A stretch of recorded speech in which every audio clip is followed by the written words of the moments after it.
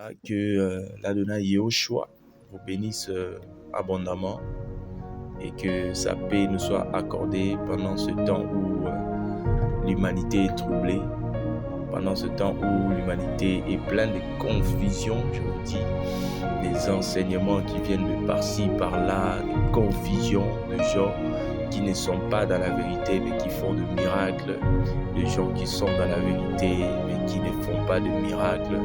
Donc tellement de sons de cloche, mais je crois qu'à cause de l'élection divine, les élus seront préservés par la grâce de Elohim de tout ce vent de doctrine, comme l'apôtre Paul le disait, pour que l'Église ne soit pas emportée par tout vent de doctrine. Il faudra avoir le regard fixé sur Yahushua HaMashiach, lui-même qui est d'abord la parole, qui est le fondement des apôtres, tel que posé. L'apôtre Paul disait à Tite que néanmoins le solide fondement de Elohim reste avec ces paroles qui le servent de sceau. Et nous sommes dans la continuité de notre partage, de notre enseignement que nous sommes en train de partager depuis un moment sur la divinité de Yahushua, sur connaître Elohim, parce que nous avons dit que connaître Elohim selon les Écritures, c'est un signe, c'est une preuve de ceux qui ont été rédemptés. Yahushua dit à la femme samaritaine dans Jean chapitre 4 à partir du 20e verset, il dit à la femme samaritaine que vous adorez celui que vous ne connaissez pas, mais nous adorons celui que nous connaissons. Et dans Romains chapitre 2e, l'apôtre Paul nous explique, je crois dans le 28e verset, il nous explique que les Juifs aujourd'hui, ce sont ceux-là qui ont la circoncision du cœur, c'est-à-dire ceux qui ont été régénérés, rédemptés. Et étant de vrais Juifs, étant la véritable Église, nous devons être dans la vraie adoration. Nous devons adorer dans la vérité et dans l'esprit, c'est-à-dire dans la parole. Parce que la parole, c'est elle qui est la vérité. Et je crois que Yahushua nous fera énormément de bien. Il illuminera les yeux de nos cœurs. Il nous éclairera pour que nous ne puissions pas sombrer et non pas être emportés par tout vent de doctrine. Alors, l'autre fois, nous avons expliqué d'abord l'importance de ces thématiques que nous sommes en train d'aborder. Et aussi, nous avons expliqué les différents courants dans le monde en ce qui concerne l'existence de la divinité, des dieux, des Elohim. Il y a de ceux-là qui ne croient pas à son existence, et c'est ce que nous avons appelé les athées, comme nous le savons tous, et le courant athéiste qui ne croit pas que Elohim existe et que le monde est parti du néant, le monde est sorti du hasard selon leur théorie, la théorie des évolutionnistes. Et il y a aussi de ceux-là qui croient qu'il existe plusieurs dieux, les polythéistes, les courants qui ont tellement régné à l'Antiquité, de grandes puissances telles que la Babylone, l'Égypte antique, où on adorait plusieurs dieux, le peuple polythéiste, et même nos ancêtres ici en Afrique, ils adoraient plusieurs dieux. Ils croyaient que le soleil était Dieu, etc. Ils étaient dans l'idolâtrie. Et il y a de ceux-là qui croient que Elohim existe, selon ce que nous avons enseigné l'autre fois. Il y a de ceux-là qui croient que Elohim existe, et c'est le message fondamental de la Bible, c'est le message fondamental même des Écritures. La Bible enseigne que Elohim existe, selon Hébreux chapitre 6, le verset 11e, et que ceux qui s'approchent de lui, ceux qui le cherchent, doivent croire qu'il existe et que c'est lui qui est le rémunérateur de ceux qui le cherchent. Et nous avons dit qu'il y avait l'islam, il y avait le judaïsme, il y avait aussi le christianisme, selon des termes qu'on utilise couramment, qui confessent que Elohim existe et qu'il est un et un seul. Donc, ce que nous appelons le courant monothéiste. Ces trois religions confessent le monothéisme Maintenant, nous avons dit que c'est dans le milieu chrétien où se pose le problème. Parce que souvenez-vous qu'il fut dit de Yahushua que lorsqu'il naîtra, il sera sujet à beaucoup de disputes et de contradictions. Donc autour de lui, il y aura beaucoup de disputes et de contradictions. Et dans le milieu chrétien, il y a des divisions, il y a des interprétations. Chacun apporte un vent des doctrines, chacun apporte un son de cloche. Et nous sommes dans un temps où la confusion règne vraiment sur la terre, la confusion règne au milieu des églises.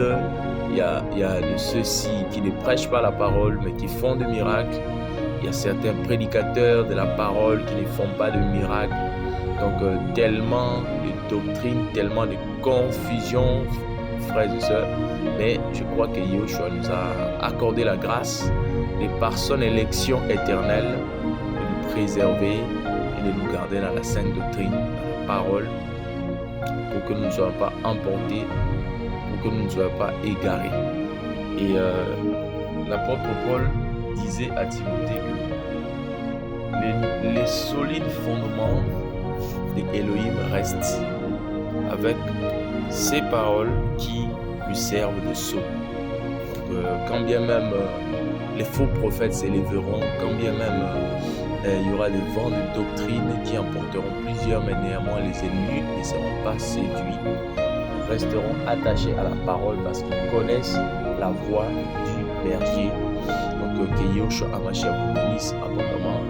Et aujourd'hui, nous allons maintenant aborder un autre point, c'est-à-dire ce que enseigne la Bible concernant la divinité. Parce que il y a des églises qui se séparent, il faudra retourner dans la source, dans les Écritures, pour voir ce que la Bible dit d'Élohim, pour voir ce que la Bible enseigne de lui. Et je crois que nous serons vraiment bénis par sa grâce. Et nous disons que la Bible dans son entièreté enseigne qu'Élohim est un, c'est-à-dire un être qui est unique en existence. Parce qu'il y a de ceux-là qui enseignent qu'il y a 3 personnes distinctes qui constituent la divinité et le courant qu'on appelle la Trinité. Pour eux, Elohim est un, il est un seul, mais cependant en lui il y a le Père qui est aussi une personne qui existe en conscience. Pour eux, il y a aussi le Fils qui est aussi une personne qui existe en conscience. Et aussi il y a le Saint-Esprit qui est aussi une personne et qui existe en conscience. Ça c'est selon les Trinitaires. Donc nous avons dit qu'il se base généralement sur Matthieu chapitre 3e lorsque Yahushua fut baptisé par Yohanan le prophète. Le Saint-Esprit descendit du ciel sous forme de la colombe.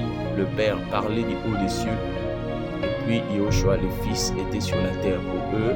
Donc il y a le Père, il y a le Fils, il y a le Saint-Esprit. Il y a les interprétations. Et nous allons examiner un peu les Écritures pour voir ce que les Écritures disent. Et nous disons que dans la Bible, il y a 3 grandes périodes qu'il faudra retenir. Il y a la première période qui est avant la manifestation de Yahushua HaMashiach. C'est ce que nous appelons la loi. Le temps de la loi ou encore l'âge du péché. L'âge du péché et de la mort. Donc le temps où le péché dominait sur la terre, le temps où le diable détenait encore la clé de la mort et la clé de séjour de mort. Et puis il y a le temps de la grâce qui part de la venue de Yahushua jusqu'à la félicité éternelle, mais qui se divise en 2 grandes parties, c'est-à-dire il y a la grâce d'abord, le temps avant l'enlèvement de l'épouse, et puis après il y aura un autre temps après l'enlèvement de l'épouse, lorsque la dernière semaine de Daniel sera ouverte pour que Elohim achève ses desseins, pour qu'il accomplisse ses desseins éternels en jugeant les nations et pour établir la justice éternelle. Alors, nous allons voir maintenant ce que la Bible enseigne de ce que Elohim doit être pendant tout ce temps pendant toutes ces grandes différentes périodes de l'existence de l'humanité. Alors aujourd'hui, nous allons aborder simplement le temps de la loi, ce que la Bible enseigne plutôt de Elohim au temps de la loi. Comment Elohim était-il? Et l'Écriture, elle est claire que Elohim était un seul être qui n'avait pas de personne distincte en lui, mais qui existait seul en toute conscience, et c'est ce qu'enseigne toute la loi. Parce qu'au temps de la loi, le concept de Trinité n'existait pas encore. Israël n'avait pas la connaissance de trois personnes distinctes qui constituaient la divinité, d'autant plus que les fils non plus n'étaient pas encore manifestés. Alors nous prenons par exemple Deutéronome chapitre 6, le verset 4e, un verset vraiment très clair et de base pour Israël. Nous prenons Deutéronome, Deutéronome chapitre 6e, le verset 4e jusqu'au 9e verset. L'Écriture dit: écoute Israël, notre Elohim Yahweh est un. Vous voyez, tu aimeras Aleph Tav Yahweh ton Elohim de tout ton cœur, de toute ton âme et de toute ta force. Et ces paroles que je t'ordonne aujourd'hui seront dans ton cœur. Tu les enseigneras d'une manière incisive à tes enfants. Tu en parleras quand tu seras assis dans ta maison, quand tu iras en voyage, quand tu te coucheras et quand tu te lèveras. Et tu les lieras comme un signe sur tes mains, et elles seront comme des frontaux entre tes yeux. Tu les écriras aussi sur le poteau de ta maison et sur tes portes. Yahweh ton Elohim te fera entrer sur la terre qu'il a juré à tes pères, Abraham, Isaac et Jacob, de te donner. Tu posséderas le grande et bonne ville que tu n'as pas bâtie. Donc nous revenons par exemple dans le 4e verset ici. C'est ce que les Hébreux, le Juif appelle le schéma. En hébreu, ça se dit Shema Israël, Adonai Eloheinu, Adonai Echad.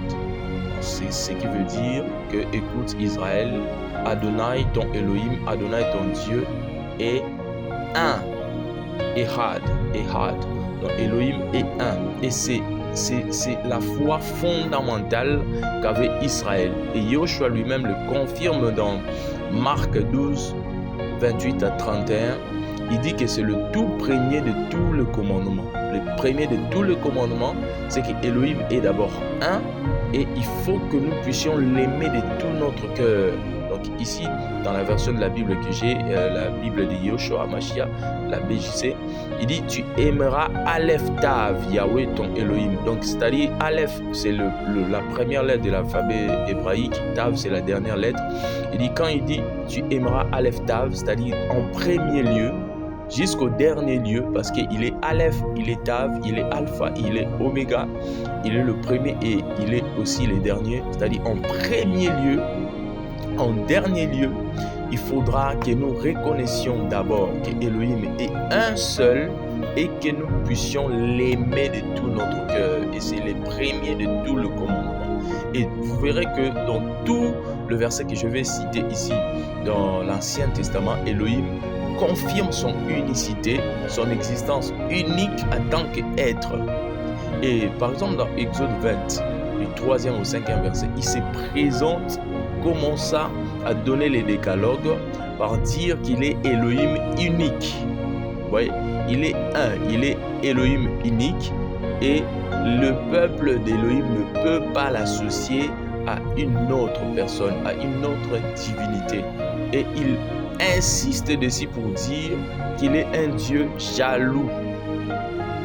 Il est un Dieu jaloux qui n'aime pas être associé, qui ne partage pas sa gloire parce qu'il est unique.